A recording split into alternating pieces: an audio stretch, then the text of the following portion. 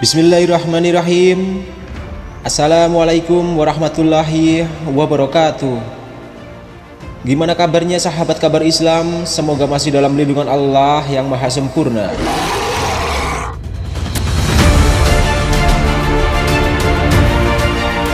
Ini adalah cerita Rasulullah Shallallahu Alaihi Wasallam ditemui iblis ketika para sahabat sedang bersama Rasulullah Shallallahu Alaihi Wasallam di kediaman seorang sahabat Ansar. Tiba-tiba terdengar panggilan seseorang dari luar rumah. "Wahai penghuni rumah, bolehkah aku masuk? Sebab kalian akan membutuhkanku."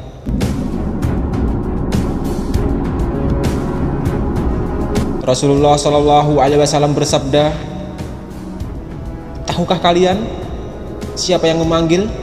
Kami menjawab, "Allah dan Rasulnya yang lebih tahu." Beliau melanjutkan, "Itu iblis laknatullah bersamanya." Umar bin Khattab berkata, "Izinkan aku membunuhnya, wahai Rasulullah." Rasulullah Shallallahu Alaihi Wasallam menahannya. "Sabar wahai Umar, bukankah kamu tahu bahwa Allah memberinya kesempatan hingga hari kiamat? Lebih baik bukakan pintu untuknya, sebab dia diperintah Allah untuk ini. Pahamilah yang apa hendak ia katakan dan dengarkan baik-baik." Ibnu Abbas radhiyallahu anhu berkata, pintu lalu dibuka. Ternyata dia seperti seorang kakek yang cacat satu matanya. Di janggutnya terdapat 7 helai rambut seperti rambut kuda. Taringnya terlihat seperti taring babi. Bibirnya seperti bibir sapi.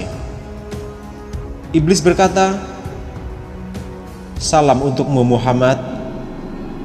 Salam untukmu para hadirin." Rasulullah Shallallahu Alaihi Wasallam menjawab, "Salam hanya milik Allah Subhanahu wa Ta'ala. Sebagai makhluk terlaknat, apa keperluanmu?" Iblis menjawab, "Wahai Muhammad, aku datang ke sini bukan atas kemauanku, namun karena aku terpaksa." "Siapa yang memaksamu?" "Malaikat dari utusan Allah telah mendatangiku dan berkata, Allah Subhanahu wa Ta'ala memerintahkanmu untuk mendatangi Muhammad. Beritahu Muhammad tentang caramu dalam menggoda manusia. Jawablah dengan jujur semua pertanyaannya. Demi kebesaran Allah, andai kau berdusta satu kali saja, maka Allah akan jadikan dirimu debu yang tertiup angin. Oleh karena itu aku sekarang mendatangimu. Tanyalah apa yang hendak kau tanyakan. Jika aku berdusta, aku akan dicaci oleh setiap musuhku. Tidak ada sesuatu pun yang paling besar menimpaku daripada cacian musuh." Rasulullah Shallallahu Alaihi Wasallam bertanya kepada iblis, "Kalau kau benar jujur, siapakah manusia yang paling kau benci?" Iblis segera menjawab, "Kamu. Kamu dan orang-orang sepertimu adalah makhluk Allah yang paling aku benci." "Siapa selanjutnya?" "Pemuda yang bertakwa, yang memberikan dirinya mengabdi kepada Allah." "Lalu siapa lagi?" "Orang alim dan wara atau loyal." "Siapa lagi?" "Orang yang selalu bersuci." "Siapa lagi?" "Seorang fakir yang sabar dan tidak pernah mengeluhkan kesulitannya kepada orang lain." "Apa tanda kesabarannya?" "Wahai Muhammad, jika ia tidak mengeluhkan kesulitannya kepada orang lain selama 3 hari, Allah akan memberinya pahala orang-orang yang sabar." "Selanjutnya apa?" "Orang kaya yang bersyukur." "Apa tanda kesyukurannya?" "Ia mengambil kekayaannya dari tempatnya dan mengeluarkannya juga dari tempatnya." "Orang seperti apa Abu Bakar menurutmu?" "Ia tidak pernah menurutiku di masa jahiliyah, apalagi dalam Islam.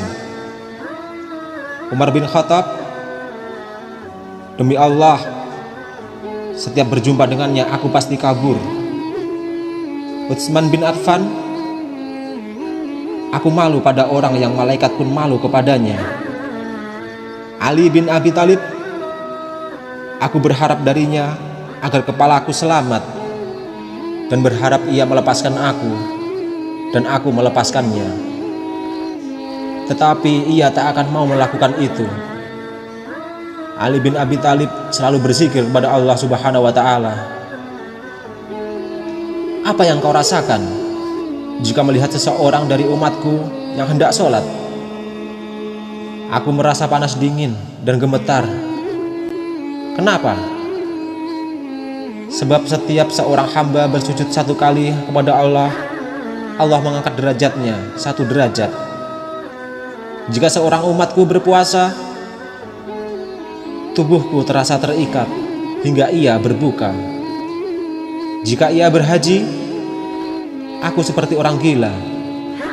Jika ia membaca Al-Quran, aku merasa meleleh laksana timah di atas api. Jika ia bersedekah, itu sama saja orang tersebut membelah tubuhku dengan gergaji. Mengapa bisa begitu? Sebab dalam sedekah ada 4 keuntungan baginya, yaitu keberkahan dalam hartanya, hidupnya disukai.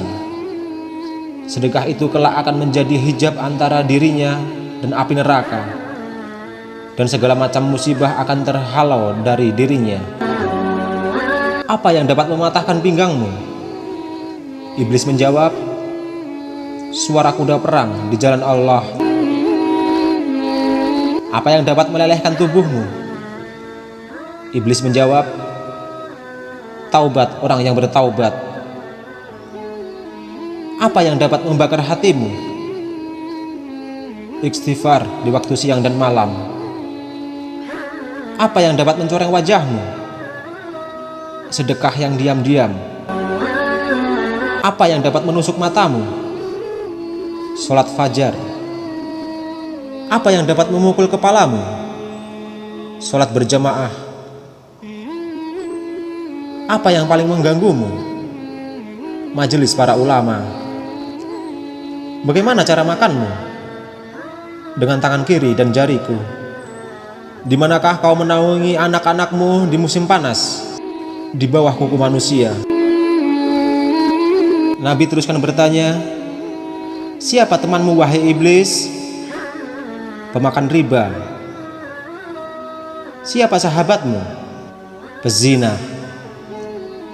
Siapa teman tidurmu? Pemabuk. Siapa tamumu? Pencuri. Siapa utusanmu? Tukang sihir. Apa yang membuatmu gembira? Bersumpah dan cerai. Siapa kekasihmu? Orang yang meninggalkan sholat Jumat. Siapa manusia yang paling membahagiakanmu? Rasulullah Shallallahu Alaihi Wasallam lalu bersabda, segala puji bagi Allah yang telah membahagiakan umatku dan menyengsarakanmu. Iblis segera menimpali, tidak, tak akan ada kebahagiaan selama aku hidup hingga hari akhir. Bagaimana kau bisa berbahagia dengan umatmu, sementara aku bisa masuk ke dalam aliran darah mereka dan mereka tidak bisa melihatku? Demi yang menciptakan diriku dan memberikanku kesempatan hingga hari akhir, aku akan menyesatkan mereka semua. Baik yang bodoh atau yang pintar, yang bisa membaca dan tidak bisa membaca, yang durjana dan yang soleh, kecuali hamba Allah yang ikhlas. Rasulullah Shallallahu Alaihi Wasallam lalu bertanya, siapa orang yang ikhlas menurutmu?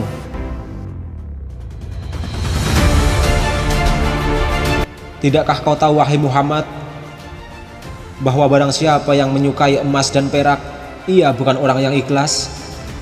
Orang yang meninggalkan sholatnya dengan sengaja. Jika kau lihat seseorang yang tidak menyukai dinar dan dirham, tidak suka pujian dan sanjungan, aku bisa pastikan bahwa ia orang yang ikhlas, maka aku meninggalkannya. Selama seorang hamba masih menyukai harta dan sanjungan dan hatinya selalu terikat dengan kesenangan dunia, ia sangat patuh padaku. Tahukah kamu wahai Muhammad bahwa aku mempunyai 70.000 anak dan setiap anak memiliki 70.000 syaitan. Sebagian ada yang aku tugaskan untuk mengganggu ulama, sebagian untuk mengganggu anak-anak muda, sebagian untuk mengganggu orang-orang tua, sebagian anak-anakku juga aku tugaskan kepada para zahid. Aku punya anak yang suka mengencingi telinga manusia, sehingga ia tidur pada sholat berjamaah. Tanpanya manusia tidak akan mengantuk pada waktu sholat berjamaah.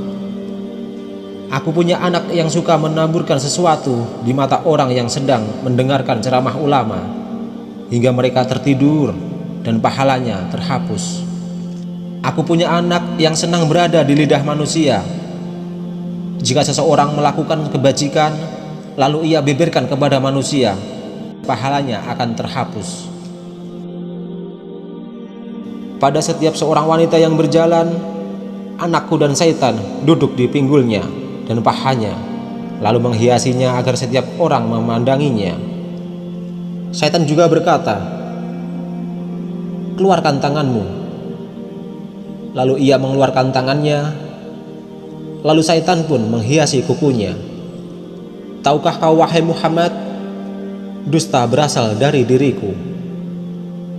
Akulah makhluk pertama yang berdusta. Pendusta adalah sahabatku.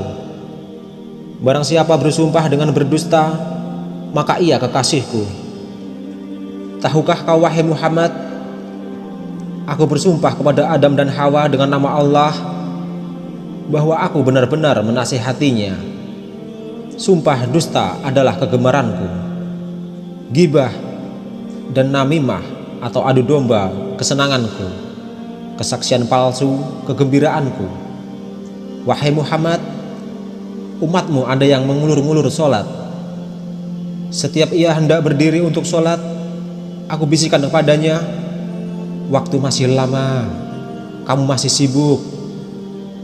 Lalu ia menundanya hingga ia melaksanakan sholat di luar waktu. Maka sholat itu dipukulkan ke mukanya. Jika ia berhasil mengalahkanku, aku biarkan ia sholat. Namun aku bisikan ke telinganya, "Lihat kiri dan kananmu." Ia pun menoleh. Pada saat itu aku usap dengan tanganku dan kucium keningnya, serta aku katakan, "Sholatmu tidak sah." Bukankah kamu tahu wahai Muhammad, orang yang banyak menoleh dalam sholatnya akan dipukul. Jika ia sholat sendirian, aku suruh dia untuk bergegas. Ia pun sholat seperti ayam yang mematuk beras. Jika ia berhasil mengalahkanku dan ia sholat berjamaah, aku ikat lehernya dengan tali hingga ia mengangkat kepalanya sebelum imam atau meletakkannya sebelum imam. Kamu tahu bahwa melakukan itu batal sholatnya dan wajahnya akan dirubah menjadi wajah keledai. Jika ia berhasil mengalahkanku, aku tiup hidungnya hingga ia menguap dalam sholat. Jika ia tidak menutup mulutnya dalam ketika ia menguap, setan akan masuk ke dalam dirinya dan membuatnya menjadi tambah serakah dan gila dunia, dan ia pun semakin taat padaku. Kebahagiaan apa untukmu wahai Muhammad, sedang aku memerintahkan orang-orang miskin agar meninggalkan sholat. Aku katakan padanya, kamu tidak wajib sholat.